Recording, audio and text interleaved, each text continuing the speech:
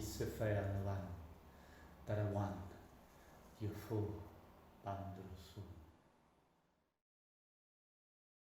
Hello, welcome to Divine Guidance with Patricia. Wow. Oh my goodness, the time is here. The time is now. I have with me this evening brilliant beings in Australia doing a lot of diversified work. They're going to take us from the stars to Atlantis, to the stones, to culture, to science, from continent to continent, and dream time and back.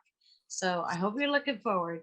This is the first part of a 3-part documentary with Evan and Stephen Strong in Australia. Hi, Evan. Hi, Stephen. Good to have you here.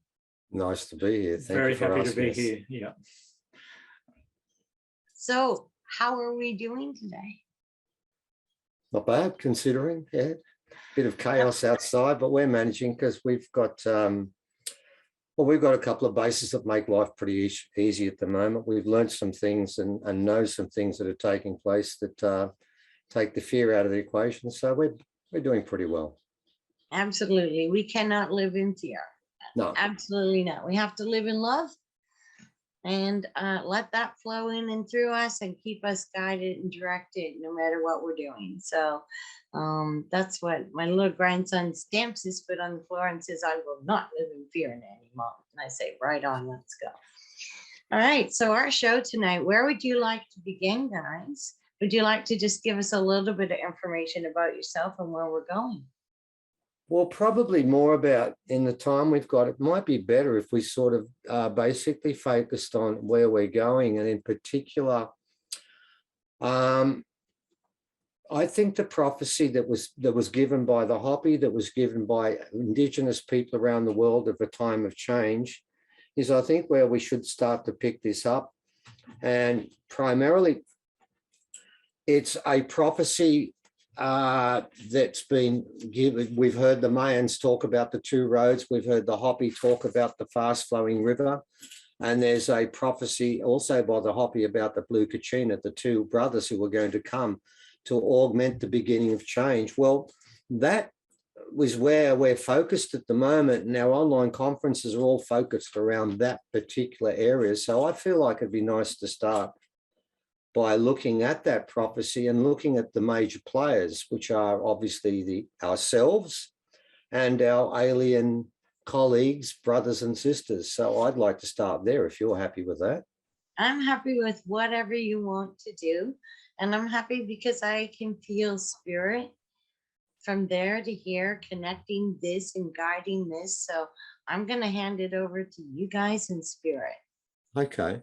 All right. Let's start with this. Okay. Look, we mentioned in the promo that primarily what we do is we wait for elders to contact us. We don't go onto anyone's country because I'm original.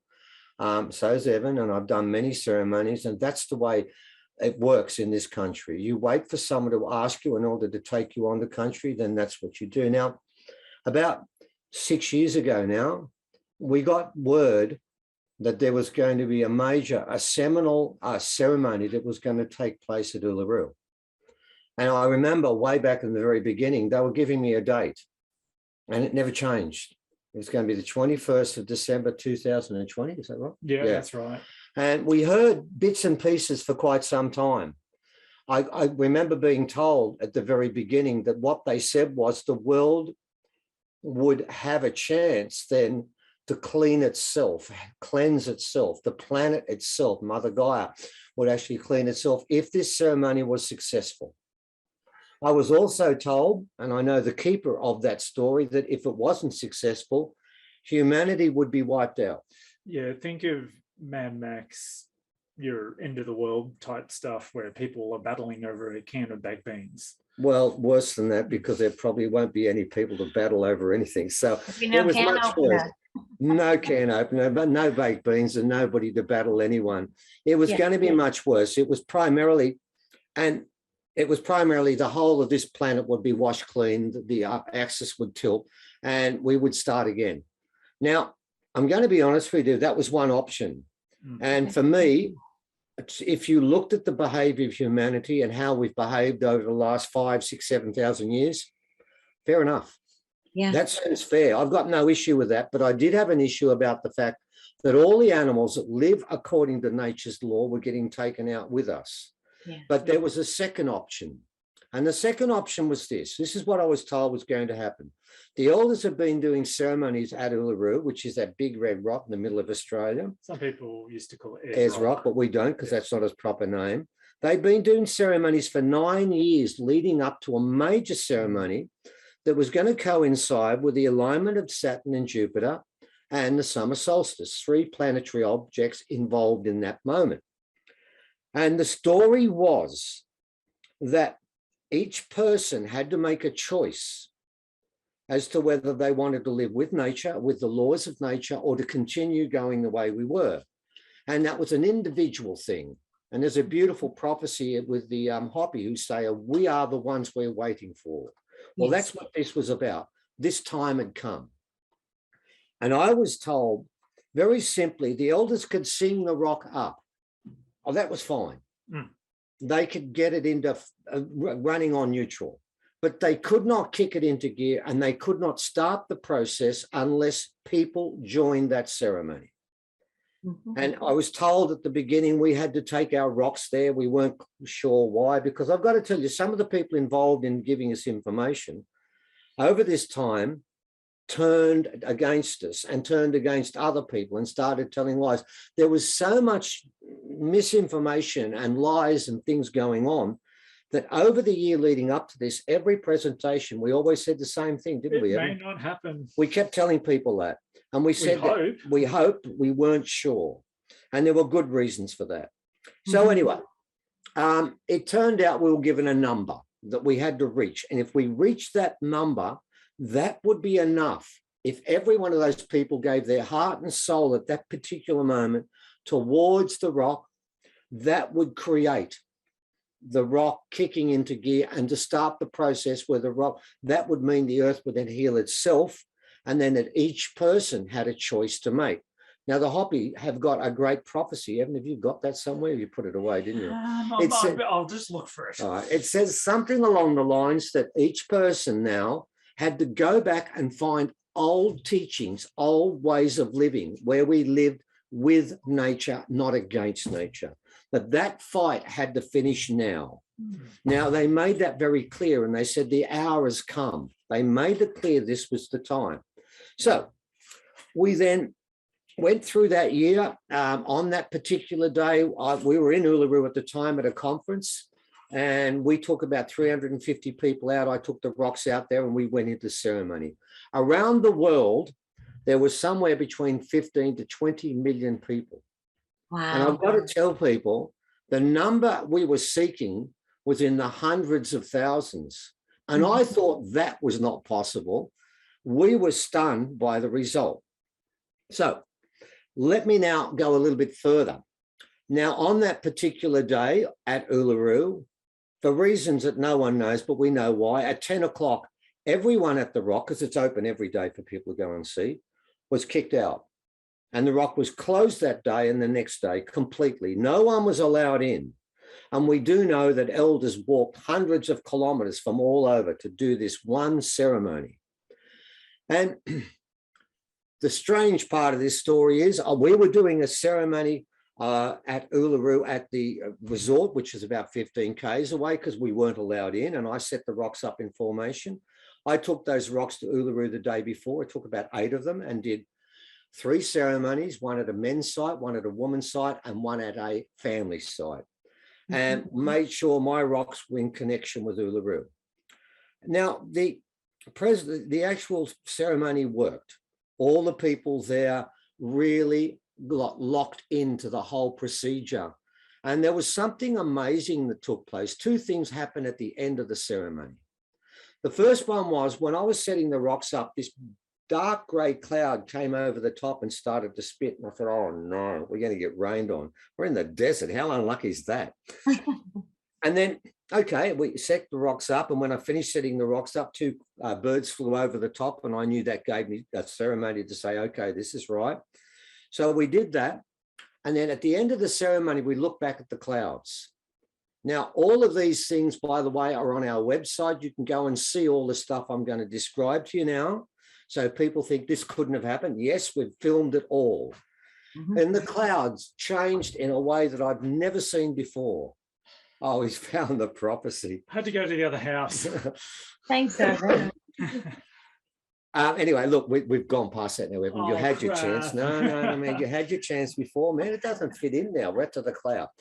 And I've got to tell you, I spoke to the security guard at Uluru and I asked her, have you seen a cloud lights before? She said, never. It was like every color of the rainbow, and with the sun had set. And there in the middle of it was this deep blue patch. And I remember the prophecy about the two blue brothers showing. Now we've got film of a place, Atlanta, Georgia, where they filmed the moon, and the moon is covered in this massive blue patch. And the Mayans say the two brothers will show the reveal, pull the mask away from the plaza and show themselves. And we believe that was the sign of the two brothers. So we looked at that. Evan was sitting on the ground. Evan, what happened to you? Okay, so I was sitting on the ground. There was just so happened to be, well, there's not much grass out there, but we were on a sporting ground, and it just so happened in front of me there was a little patch, and then I had this overwhelming urge to put my hands not just on the grass but on the dirt, on the soil.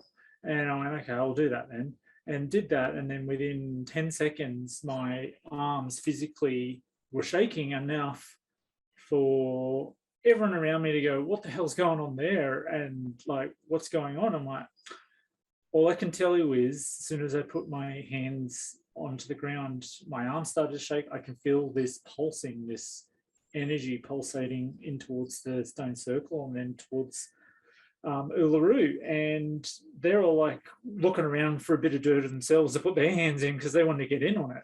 Now, I was conducting the ceremony and I saw other people with their hands on the ground where they lifted them up, and he wasn't the only ones doing that.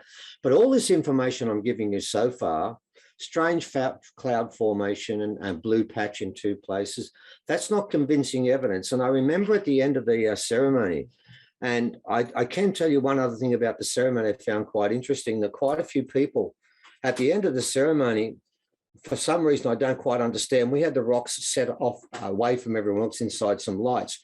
And a couple of people started to stand inside and held their arms and started to chant. And within 2 minutes, that 5 people grew into about 50 people, and I'm throwing rocks away because it's starting to walk on him. For us because throwing like, rocks everywhere, and they'll coming closer and closer. And within about 3 minutes, there were 250 people in a circle dancing, and they did this for about half an hour until they literally collapsed. And no one started it. It's like they went tribal. And at the end of all this, I thought, well, gee, this is good. Okay, the cloud looks a bit odd, and there's that intense blue patch there, and I've seen some people go a bit tribal, but where's my proof? How can I get people, because I'm a teacher, I went to school, and we know that everyone was told to think rationally, empirically, and don't worry about spiritual things. It's all a load of crap. So I thought to myself, where is the proof I can give people? And this is where it gets interesting, because we did get proof more than we'd ever expect. The first thing we got was this. We got a readout of the Schumann resonance. And what we found at 7:32 when this began, the Schumann resonance increased 100-fold and stayed at that level for 4 hours during the meditation period. And I thought to myself when I got that, well, that adds a little bit of weight, but I need more. How can I prove that this began at Uluru? Then we got the clangor. Now, another group of people that weren't involved in that ceremony went to a different part of Uluru and just filmed it. Now, they told us they never saw what came up on the film. And they also told us there was no one behind us with a flash. And if you did have a flash that happened at the same time, the light would be intense in one part and then fade on the edges. Well, what happened at 7:36? We know that because the time was on there. And we put this up, you can have a look at it. There's a 2-second film. And in those 2 seconds, the rock explodes in a sheet of white energy that covers all of the sky, but does not touch Uluru. Now that's at 7:36. Now I'm saying to myself, now we're starting to assemble evidence, real positive empirical evidence. But then it gets better. One other person went up, and this guy, by the way, is legally blind. And he went to a different angle. He went there and filmed the clouds. Yeah, because he saw that. He saw the clouds like everyone, and Yeah. no one's seen this before, and he's filming the clouds. Yeah, I think he was driving and pulled over because it's like, I'm going to have to check But this out. Yeah. what happened was he did not see what was moving through the clouds, and they didn't find it for a while, about a month, did they? Yeah, about a month later, when they They were going through looked the at it footage. and they put through the footage, and it's about 1 hour, 1 minute, 30 seconds. And again, if you don't believe it, you can have a look at it. It's up there again. And there's this object moving very slowly across the sky directly above Uluru at 7:32, making its way towards that blue patch. And then what happened was his camera goes away, and people complain and say, why didn't he focus on that? He didn't see it. Yeah. Then the camera comes back a second time, and we see it a bit longer. Then it goes back to the car park where he was, and there's a woman holding up one of these mobile phones and aiming it directly there. She could see it. We haven't found her yet. And then on the third occasion he went back, it was gone completely, but it was moving so slowly. Now, of course, the naysayers, and there's plenty of them, as you know, Patricia, it's par for the course, they all said it was a plane. Well, we did research on that, and we put in one of our articles a map of 732 of all the planes in Northern Territory. And there is one 400 kilometres away, and it's a passenger plane going from Adelaide or Melbourne to Darwin. Wow. And it's on the opposite angle. It's not where we were looking, and it's 400 k's away. There were no planes flying. Then someone said it's a helicopter. Well, we did our research on that, and we spoke to the people who were on the last helicopter trip to Uluru, and they landed at 5:30. So it wasn't a helicopter, and I can tell you it's against the law to fly above Uluru. So what it isn't, it is not a weather balloon, because it's going directly across, and it's only doing about 30 k's. So planes can't go that slow. They fall out of the sky when that happens. Someone said it was drug runners. And a Cessna. But the Cessna would be caught on the radar. That's the point. So it wasn't that, but this wasn't. So we're down to swamp gas or a weather balloon. And the weather balloon goes up, not across, and there weren't winds. And there's no swamp. And the other part was, because it was in the desert, if it was a plane and everyone was meditating at this time, we would have heard it. If it was a helicopter, we would have heard it with 300 of us out there doing this meditation. So all those things are out of the equation, but here's the interesting part of the whole story. One lady, and we've put this up too, you can look at all this stuff, decided to slow the frames down the third time when you couldn't see anything. And there are 4 frames per second. But on 1 second and on the second second, for 2 of those frames, 4 apart, you can see that object again. But after that, you can't see it at all. It's like it was disappearing completely, and you just caught it on the way it was going somewhere you could never see again. So that began the process. Then we had pictures coming in at exactly the same time of a huge shaft of light that starts from nowhere in Croatia and then runs directly into the sea. Hundreds, thousands of people saw it. It went viral on YouTube. What's it called? Facebook? Yeah. Facebook, YouTube. You're talking to a Luddite here. It went viral everywhere. And it was covered in neighboring Balkan states as news, but it wasn't covered in that Balkan state as such. That looks ridiculous. Did you say Croatia? Yes, 2 days Okay. later, they got their largest earthquake ever. Yes. Not a coincidence. I can also tell you, speaking of earthquakes, the largest earthquake that has ever taken place in Australia happened at the same time. No, in the world, happened at the same time.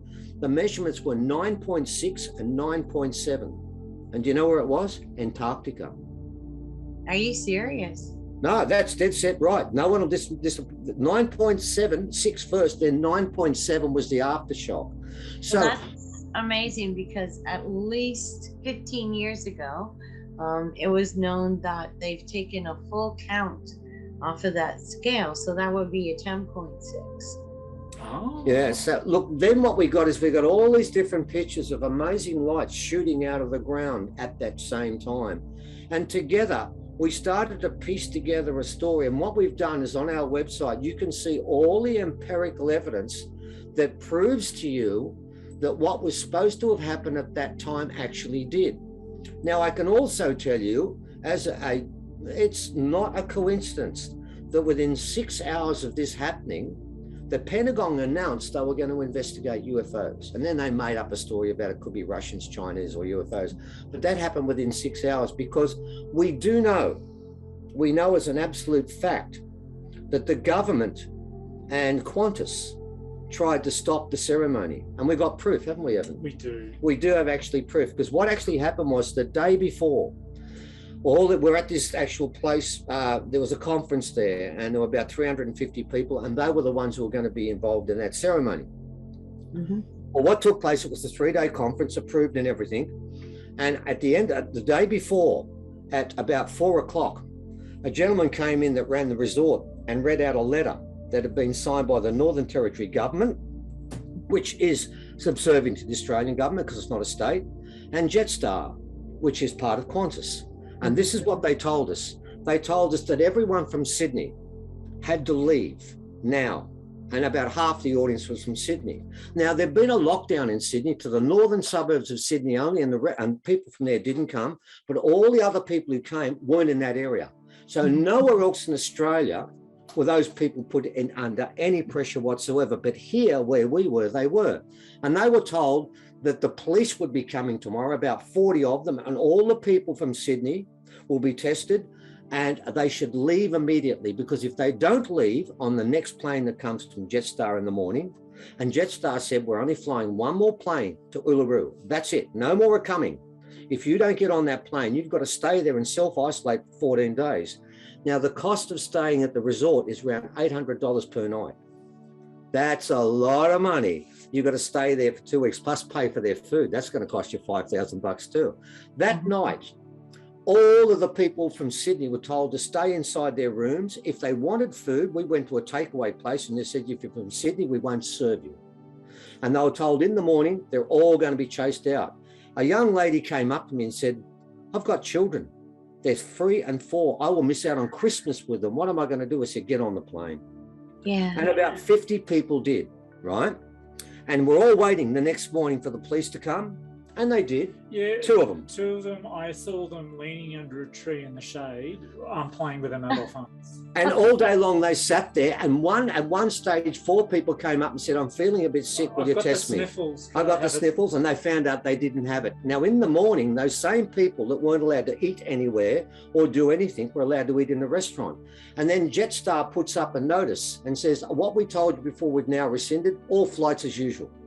Are you serious? Wow. No, and by the way, there are 300 people who back this up, because we've got letters where it's all written down. Mm-hmm. The Australian government plus Jetstar worked together to lie to those people. The fact the police were coming, 2 did, not 40, that there will be no more flights out. There were plenty of flights out, and you won't be able to eat anywhere. You'll only eat inside your unit, and you have to stay in there and either leave or stay there for 2 weeks and not come out. It was all a lie. So this ceremony, they knew at the top end what this ceremony was about. And that's why they made that token gesture the next day and said, we're going to look at UFOs. Mm-hmm. The reason being, they were part of this ceremony. And I've got to make that point. It's very important you understand that. They call this the great event.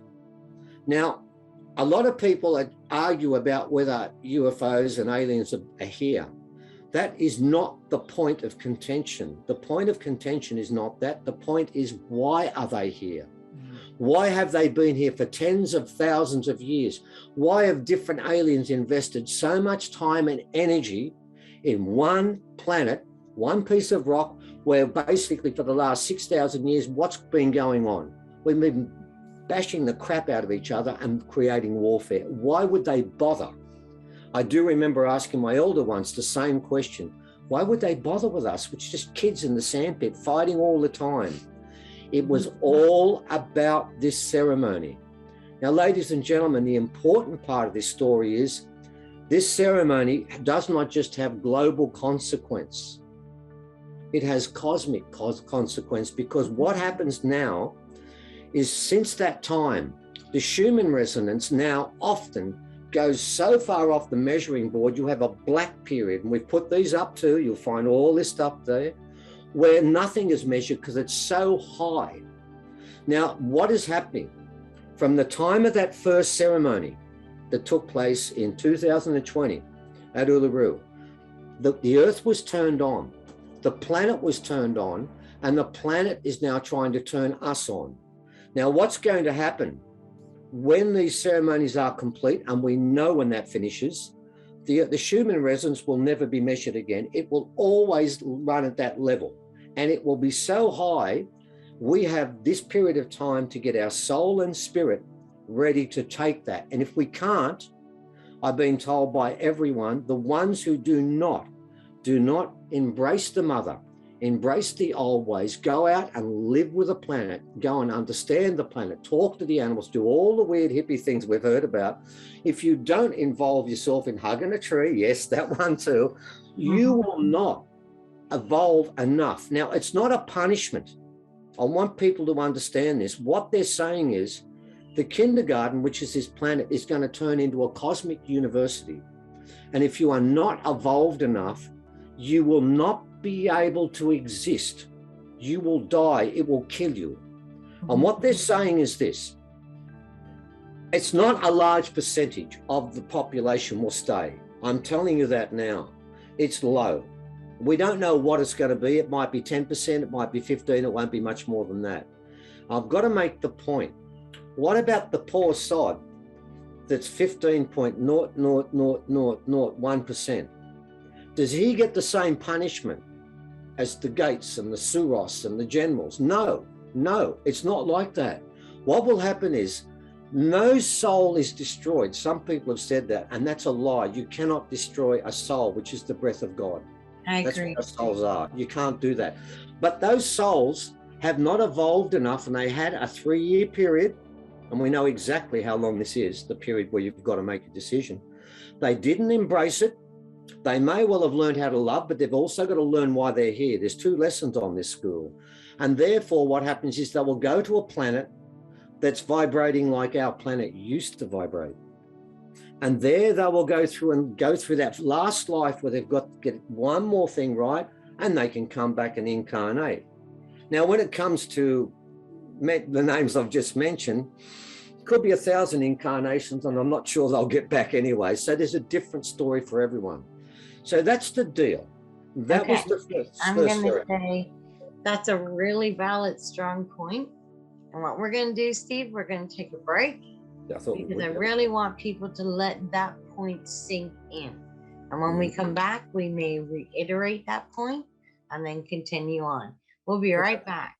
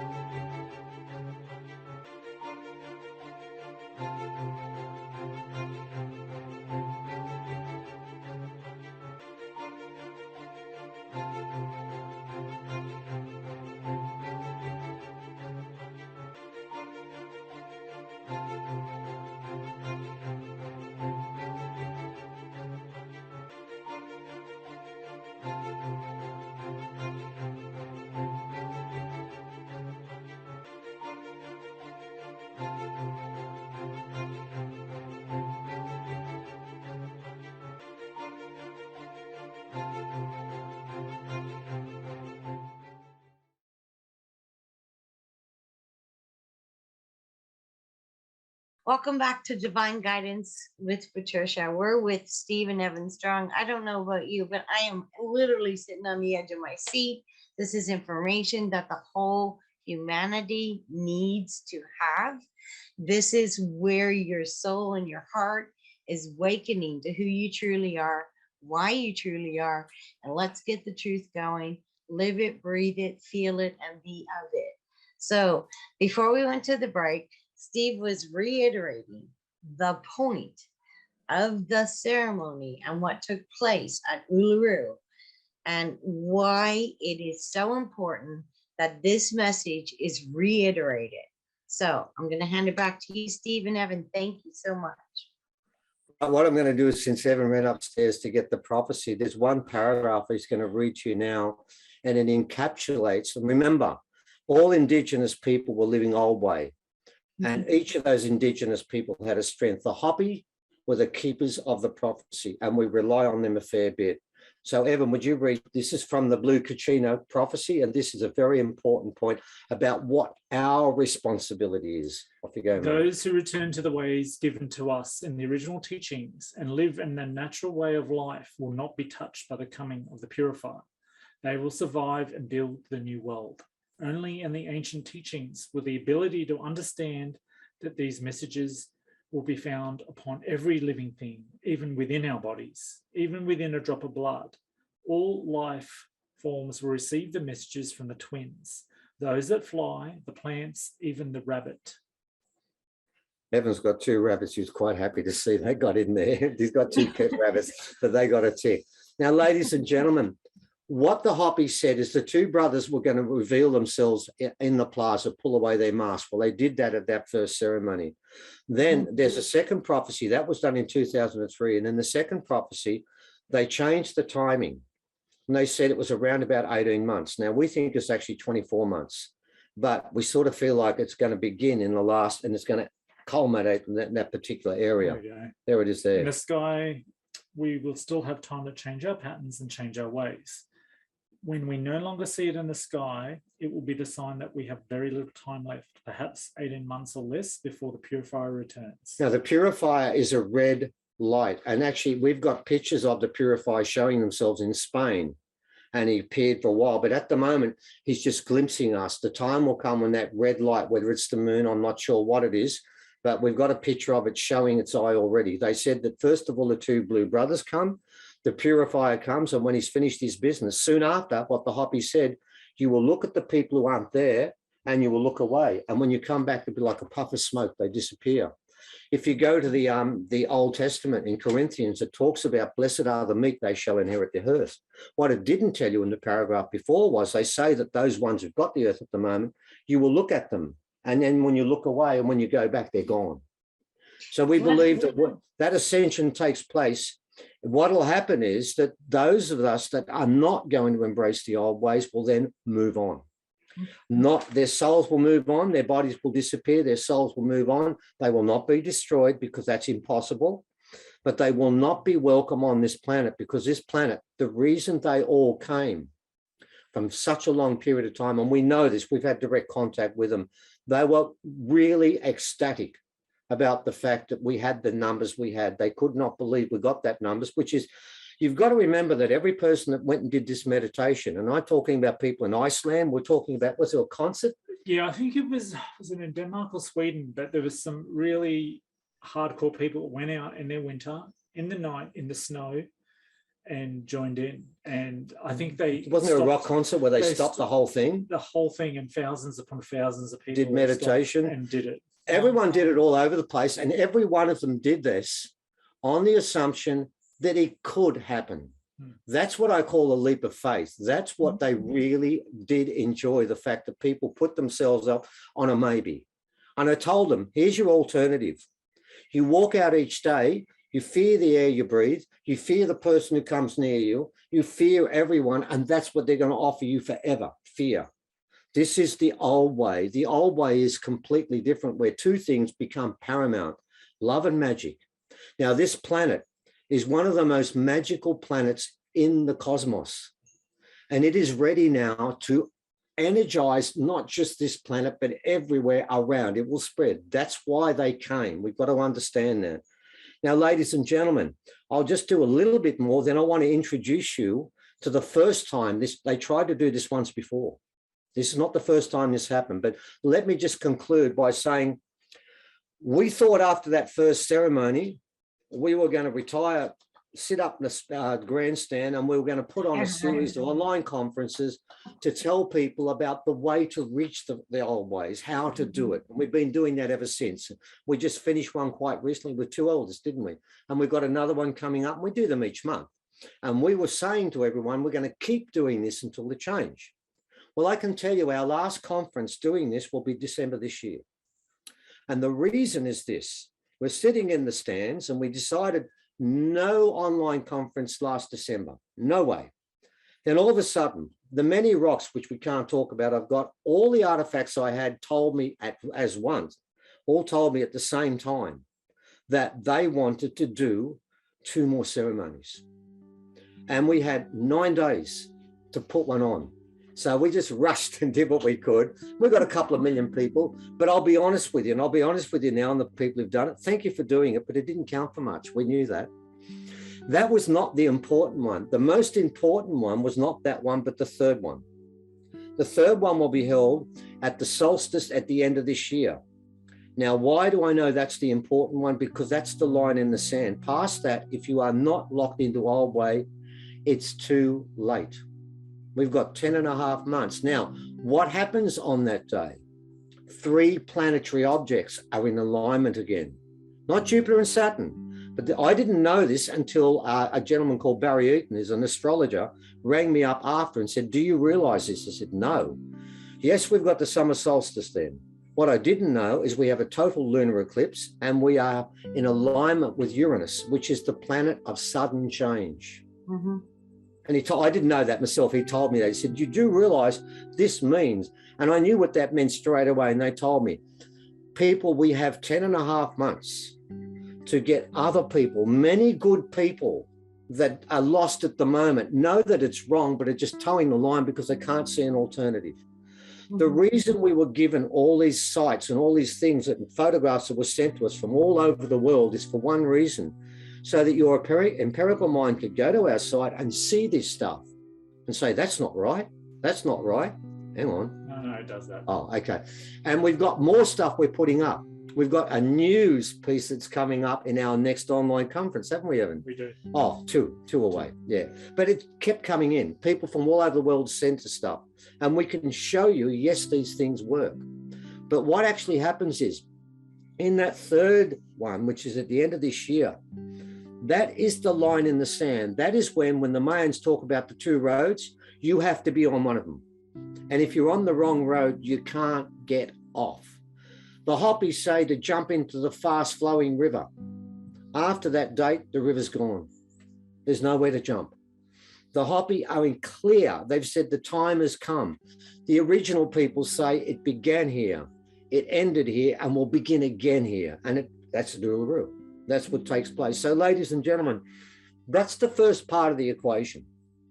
The second part of the equation is I want to talk about the first time this planet, they tried to heal this planet. And they learned something from this when they did it. They can't do it. It has to be us. We're the one, by the way, Homo sapiens are the ones who are responsible for creating the mess. They can't clean up our mess. We had to. And that's why if we didn't have that number of people giving energy to that rock and to what the elders call the magic box would not have been turned on. The Schumann resonance wouldn't have gone ballistic. And the rock wouldn't have exploded. All those lights wouldn't have come down. All those things that happened would not have happened. We had to clean it up ourselves. Now, I want to go back to the time when aliens were called before. Now, we know a lot about this group of aliens, don't we, Evan? Yep. And all the others will talk about them in whispers, about the ones they heard of, but they've never seen. They come before all of them, the Pleiadians, the Syrians, all of them. They all know of these ones, and we've been in contact with them, and they know roughly what they look like. They came to our planet. They came to our planet, I don't know when, we're going back millions of years. And ladies and gentlemen, don't worry about this because I have got the proof with me. This is easy. They came here, and this is where it gets tricky for the scientists in our group. They were not called. They were given a message that the trees were being cut down, the earth was being polluted, there's warfare everywhere, and the planet was full of fear. Yes, I know that sounds vaguely familiar. Sounds vaguely familiar, doesn't it? And this is why this is happening now. Now, this time round, it wasn't sent by us. It wasn't even sent by the reptilians. It was sent by the trees. They put out a collective global, and it reached the far edges of the universe. And ladies and gentlemen, you need to understand something. There are very, very few planets in the cosmos that have trees. They are a blessing, and we haven't treated our trees well. But remember, the trees are the lungs of this planet, but they're also the spiritual antenna of this planet. So what happened was these aliens came. And when they got here, they came in some, one of our elders, Uncle Reuben Kelly, spoke about them. We knew about them. It's in our dreaming. And he spoke about them. They came in some form of energy, and when it got here, it turned into crystal. And when it turned into crystal, it was shot down. Not by the Homo sapiens this time, ladies and gentlemen. By the way, we've been around a long time. Don't even believe that other stuff. That's not right. But I'm prepared to say this is one time we didn't do it. The reptilians did. They shot them down. Okay. Now, that sounds great. Now, their job was to heal the planet. And some of these reptilians escaped in escape pods. They landed on this planet. We're here for a period of time. And then we won't go into details. They were caught by the reptilians, tortured and killed. And lo and behold, we found 4 of them in Australia, because this is where it all happened, in Australia. Wow. And what I'm going to talk about now is what we found. Okay. And I'm going to interject and let you know we've got about 15 minutes or 12 minutes left. Okay. And so we may have to turn this into a four-part documentary. Well, we'll just tell you the story and see how it goes. Okay. There we go. Guys work with it. Okay. What happened was I got a information. Someone contacted me through someone else, and I never met these people anyway and they sent us some pictures of skull that was found. Yeah, now dug up. The first picture we got, it looked like maybe your typical bound one, conehead, yeah, like your South American one. But it was done with a camera from the wrong angle, and cameras can be very misleading with archaeology. I thought I was going to see a conehead. Okay, so what happened was, to cut a very long story short, I'll try and make this quick and get as much in as we can. I went down there and I didn't see what I thought I was going to see. I saw something that has no forehead. In fact, I've got one of them now, and I'm going to hold this up. This was actually put together. This is a second one we found. I'm going to hold this up, and I'm going to show it to you now. And that is the back part of the skull. And you can see it there. This is about 8 pieces been put together. When you turn it around the front, that's what you get. Wow. Now, there's a reconstruction that was done, and I'll hold that up next. And it wasn't done properly because they gave it too much of a forehead. But there's the end result of it. Now, you'll see the massive eyes, and I'm going to put a Homo sapien alongside it. There's a Homo sapien, and there's this one here. Now, where it's really interesting is the back of the skull. It flares out like a flask. Yeah. It's completely different to our skull. Now, what you find is, it's very important you understand something about this. I'm going to hold this on the inside. These are actually molds from the original bones, which we have at the moment. Down the back here, there's no suture mark. When the guys were putting this together, and by the way, the person who put this together used to work as a skull reconstructor for the Australian Museum, and then got put in jail for 5 years by them. That's a long story I won't go through, but he doesn't like them. Very keen to work for us. Very keen to work for us. Good. And they both told us the same thing. This thing doesn't have sutures. Well, that's a problem, because all hominids have sutures. That's how Lucy, with 600 cc, managed to get to what we are today with 1300 cc, because the sutures aren't fused. That's why when babies are there, you can't touch the top of their head because it's still joining up. That gives us the potential to grow our brain. Whereas monkeys and apes and primates have a sagittal keel, so their brains can never get bigger. Ours can. But this one doesn't have the sutures. And I'm going to make a point. You're a lady. I want you to think about this. No sutures. It's 18 centimeters across here. The widest part of our bone is 13. How would you like to give natural birth to this? Lord, no. I've done this in talks and I said, hey, hands up who wants cesareans, and every hand goes up. I'm not giving birth to that. It is not from there. Now, I'm going to tell you a couple of amazing parts of the story about this being. I learned a lot because I went to the first one, there's a complete skull. By the way, the government found out about this and I've got countless letters trying to put me in jail, and they've closed the site down. No one's allowed their whole big cover up, but we won't do that today. It wasn't so much the eyes, which are 46% bigger than ours. Biggest eyes of anything on the planet ever. Wasn't the fact there was no forehead.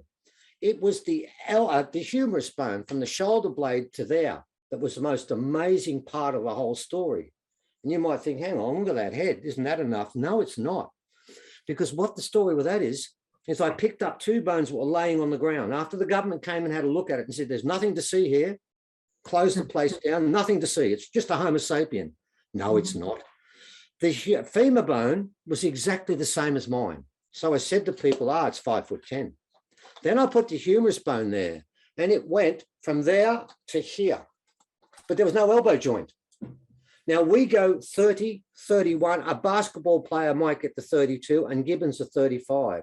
This was 43, but no elbow joint. So it can't be less than 47. That is the longest bones ever on this planet for arms. But here's the trick, less than an inch thick. Now I've got a problem here. As an archaeologist, I looked at this and said, now what I've got is this. I've got a being that has the biggest eyes ever. You couldn't go out in the daytime with these eyes. You would just get blinded. You'd have to be born with sunglasses on. And now I've got this being that's got the longest arms of anything on the planet, but fair income. It couldn't play tennis. It might catch a ball and it might just rustle in the wind, but you couldn't do anything with it. I said to myself, well, wherever this thing was born, the light was less, but the gravity had to be less. And one planet that has very intense light and high gravity is this planet here. It can't be from here. I can tell you the top scientist in the country has looked at this skull, the reconstructed one, and seen pictures of the other one and said it's not a Homo sapien. I said, mate, you told us that only Homo sapiens came to Australia from Africa. No, that's all wrong. So we know that. And by the way, at the moment, the government knows this, and I'm not allowed to show it to any scientist. I'm not allowed to take the bones outside this room, outside where I live now. And if I do show anyone else, and I'll get 3 years in jail and $1 million fine. I've been told that many times. Oh my I'm allowed goodness. to keep it here. But They nothing do. to see.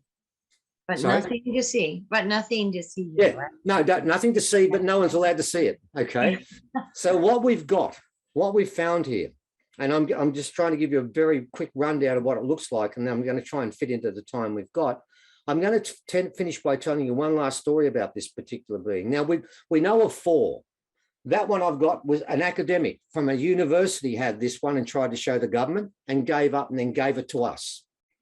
So we know this is actually the first mob. But I want to close with this. I want to tell you a story. When I was driving towards there, Evan, you were with me, weren't you? Yeah, yeah. We were driving towards there, and one of our elders, Wirichin, Ramanjeri, which is about 1,500 k's away. He rang me on the phone. We're 5 minutes away from meeting this academic. We had told no one. Told no one, because you can't tell people this stuff. It's too hard. And he says to me, you're going to see a skull today. I said, well, shouldn't you? Yeah, but I didn't tell you. It's not really your business. Said, oh, yes, it is. He said, the spirits have given me a message about that skull. Beautiful. Number one, remember he said, this is the skull, the son of Bayami. Bayami for original people, that is the first being. We call them sky heroes. We don't call them gods. We call them sky heroes. Mm-hmm. He was the first one to ever come, which fits into the story we're told, right? Mm-hmm. And he said, he is the son of Bayami. He said, oh, Wirichin, that's a big claim to make. How are you going to prove that? He said, simple. I'm going to tell you before you get there where it was found. Well, hang on for a sec. You don't know where I'm meeting. I don't know where it's found because we're never told.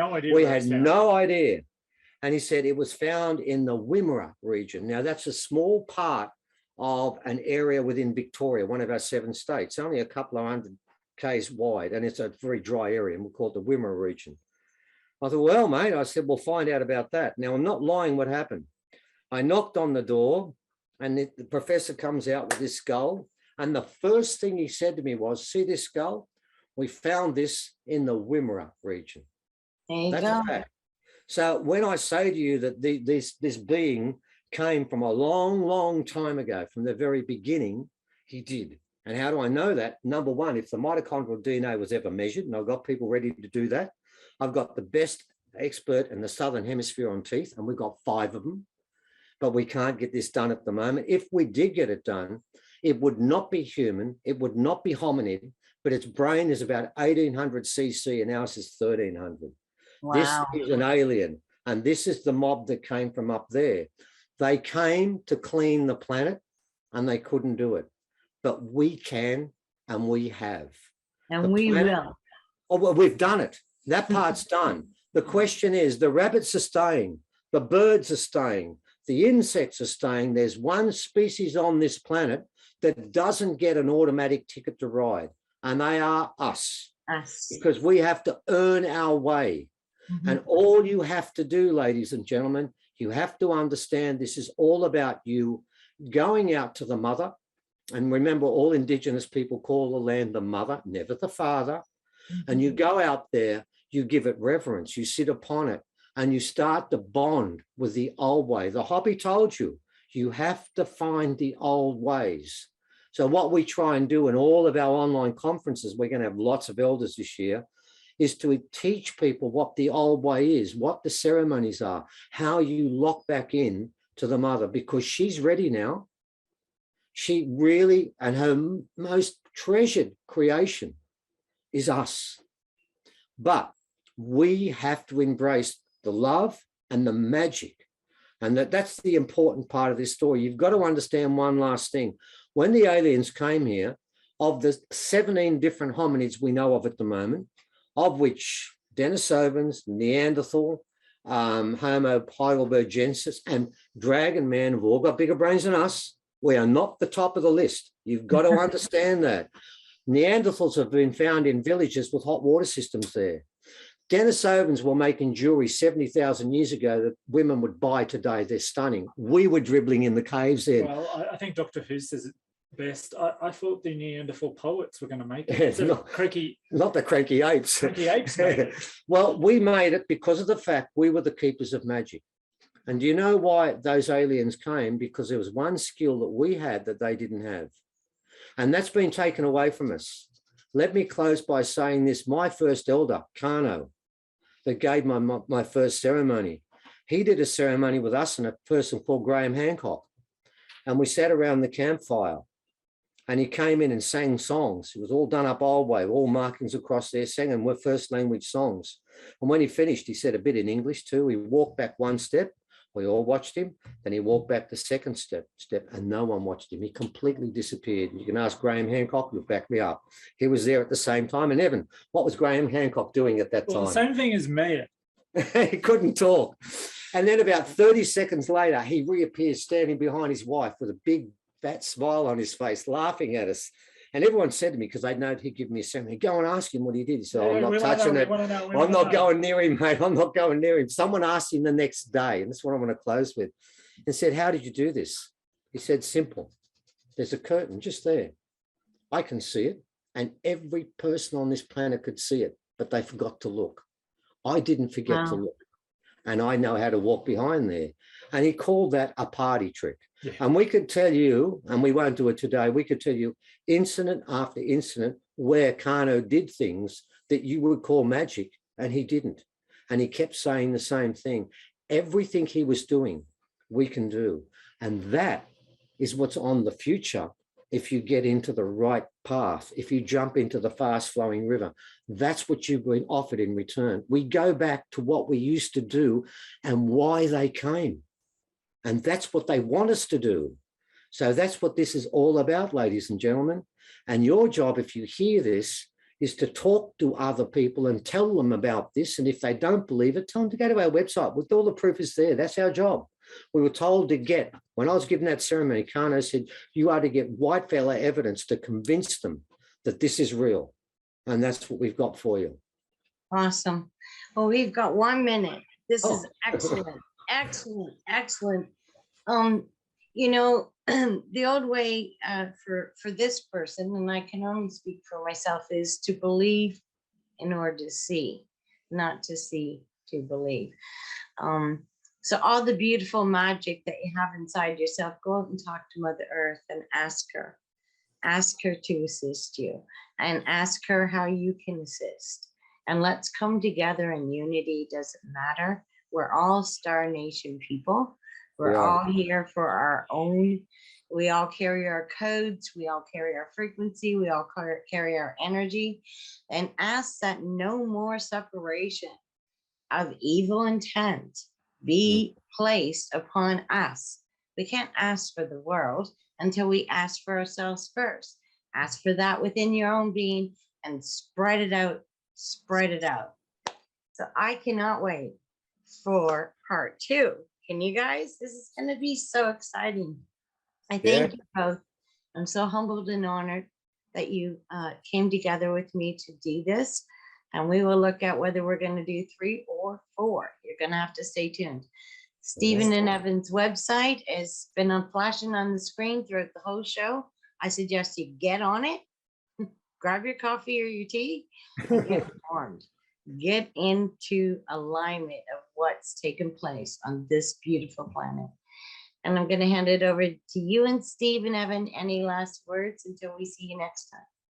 Well, actually, what you said was primarily what I was going to say. It's really hard to come up with anything better than what you just said. The only said. thing I could say is this. Remember this, what we're doing right now, it's not the whole world that's watching. It's the whole cosmos that's watching. All that mob that have turned up here came for this. And right now, they've all got smiles on their faces. Oh, actually, the reptilians, the draconians, and a few others don't, because they were doing everything they could for this not to happen. But the whole cosmos is watching, and right now they're clapping. All you need to do now is to join in with this, and you have that opportunity. It's not hard to do. All you've got to do is go out and meet the mother again and spend time with her, and that's all you need to do. The rest is easy. Until next time. Yep, we are the ones we've been waiting for. Yeah, we are the ones we've been waiting for. That's what the Hoppy said, and they were right. Don't look for someone up in the sky. Don't look for a book. Look to yourself.